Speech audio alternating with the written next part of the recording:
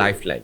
বাবা আর সন্তানের সম্পর্ক নিয়ে এটার গল্প। পরিচালনা করেছেন কাজী আসাদ, যিনি এর আগে চরকির জন্য আধুনিক বাংলা হোটেল নামে একটা ওয়েব সিরিজ বানিয়েছিলেন। কাজী আসাদ আমাদের হাসপাতালের ভেতরে যে নানান নোংরা ব্যবসা বা একটা পরিবারের অসহায়ত্ব, এটাকে খুব রিল্যাক্সড ওয়েতে বলার চেষ্টা করেছেন। কোনো চড়া মেলোড্রামা নাই, কোনো বড় ডায়লগবাজি নাই। একদম শান্তভাবে তিনি গল্পটা এগিয়ে নিয়ে গেছেন। অভিনয়ের কথা যদি বলতে হয় তাহলে প্রথমেই বলতে হবে মিমের কথা। মিমকে আমরা সাধারণত কমার্শিয়াল সিনেমার গ্ল্যামারাস লুকে দেখতে পাই। এইখানে তিনি আর তার ক্যারেক্টারটা অনেক বেশি গ্রাউন্ডেড আর বাস্তবসম্মত মনে হয়েছে। অনন্যার ভেতরে যে ক্লান্তি, তার যে অস্থিরতা, বাবার প্রতি যে ভালোবাসা, এগুলো মিম খুব রিয়াল এবং বিশ্বাসযোগ্যভাবে তুলে ধরার চেষ্টা করেছেন। তবে আমার কাছে সবচেয়ে বেশি সারপ্রাইজিং লেগেছে রেজন পারভেজের ক্যারেক্টারটা।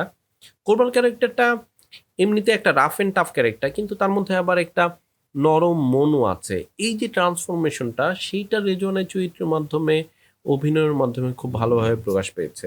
মিমের সাথে তার যে কেমিস্ট্রিটা আছে সেটা কোনো রোমান্টিক কেমিস্ট্রি না, বরং একটা হিউম্যান কানেকশন, যেটা দেখতে ভালো লেগেছে। খায়রুল আলম সবুজ বাবা চরিত্রে অভিনয় করেছে। তার যে দীর্ঘদিনের কাজের অভিজ্ঞতা সেটা তার অভিনয়ের মাধ্যমে প্রকাশ পায়, কিন্তু স্ক্রিন টাইম একটু কম ছিল। আবার যে গাজী রাকায়েতের চরিত্রটা সেটাও ঠিকঠাক ছিল।